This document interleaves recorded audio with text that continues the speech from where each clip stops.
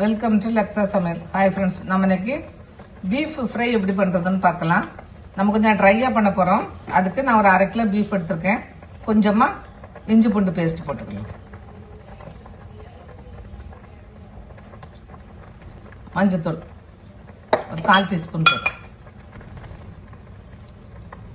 ஒரு 1/2 டீஸ்பூன் மிளகாத்தூள் சேர்த்துக்கலாம். கறிக்கு மட்டும் கொஞ்சமா உப்பு சேர்த்துக்கலாம். முதல்ல நிறைய உப்பு வேண்டாம், கொஞ்சமா உப்பு போட்டா போதும்.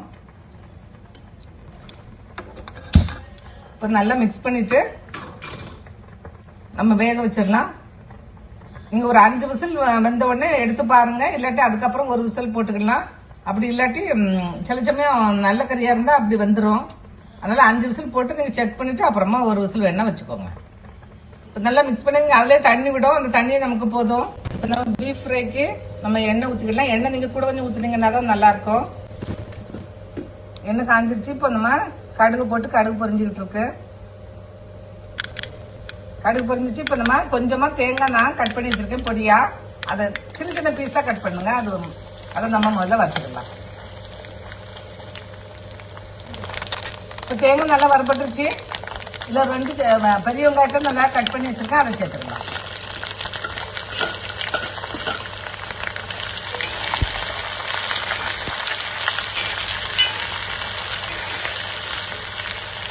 அது கூட ஒரு கைப்பிடி அளவு சாம்பார் வெங்காயம் கட் பண்ணி வச்சிருக்கேன். அதையும் சேர்த்துக்கலாம். இப்போ நம்ம நல்லா வதக்கிக்கலாம். இது கூடவே கொஞ்சம் இஞ்சும் பூண்டையும் பொடியா கட் பண்ணி வச்சிருக்கேன். அதையும் நம்ம சேர்த்துக்கலாம்.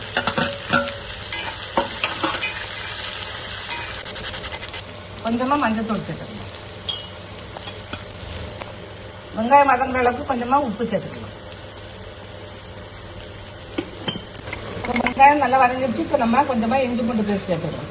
1 ஸ்பூன் அளவு நான் நல்லா தட்டி வச்சிருக்கேன். அதை சேர்த்துக்கலாம்.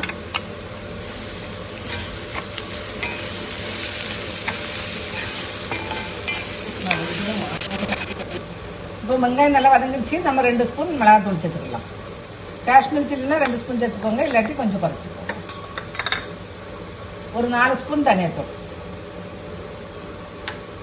1 டீஸ்பூன் கரம் மசாலா. இது வீட்டில் பொடிச்சு அரைச்சது தான்.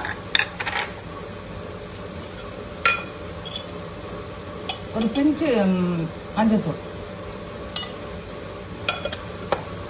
இதை நல்லா வதக்கிடலாம். பச்சை வாசனை போக வரைக்கும் சிம்மில் வச்சு. இப்போ நம்ம மிளகாத்தூள் நல்லா வதங்கிடுச்சு. இப்போ நம்ம வேக வச்சு பீஃபை சேர்த்துக்கலாம். நல்லா தண்ணி சேர்த்துக்கலாம்.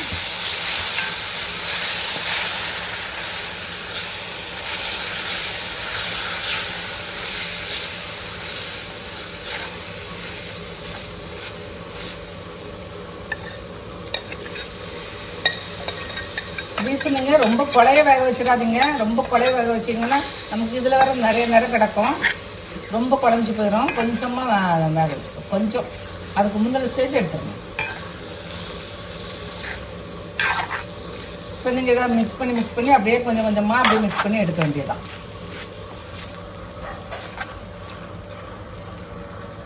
இந்த ஸ்டேஜில் உப்பு பத்தலைன்னா பார்த்துக்கோங்க.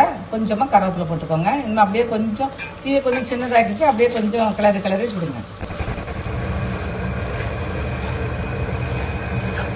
நீங்க அப்பப்போ கிளறி விட்டுக்கலாம்.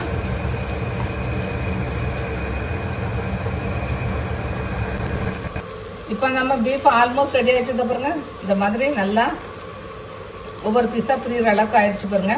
இப்போ கொஞ்சம் நம்ம ஒரு 2 நிமிஷம் 3 நிமிஷத்துக்கு முன்னாடி ஒரு 3 பச்சை மிளகாய் கீறி சேர்த்துக்கலாம்.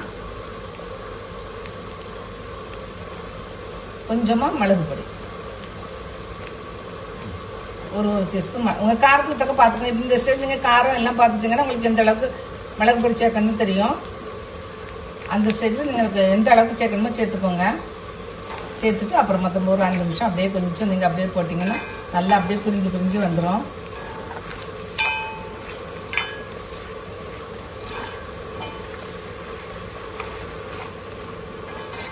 இந்த பச்சை மிளகு வாசனைலாம் கொஞ்சம் உள்ளே இறங்கட்டும். இப்போ நம்ம பீஃப் நல்லா ரெடி ஆயிடுச்சு. இப்போ நம்ம கடைசியாக கொஞ்சமாக கருவேப்பிலை சேர்த்துக்கலாம். அவ்வளோதான். அப்புறமா சேர்த்துட்டு கொஞ்சமாக மிக்ஸ் பண்ணிக்கோங்க. அப்போ அந்த கருவேப்பிலை ஸ்மெல் எல்லாம் நல்லா இதாகும். மிக்ஸ் ஆயிடும். ஒரு பீஸாக நல்லா பிரிஞ்சு வந்துடும். செஞ்சு பாருங்கள், நல்லாயிருக்கும். தேங்க்ஸ் ஃபார் வாட்சிங்.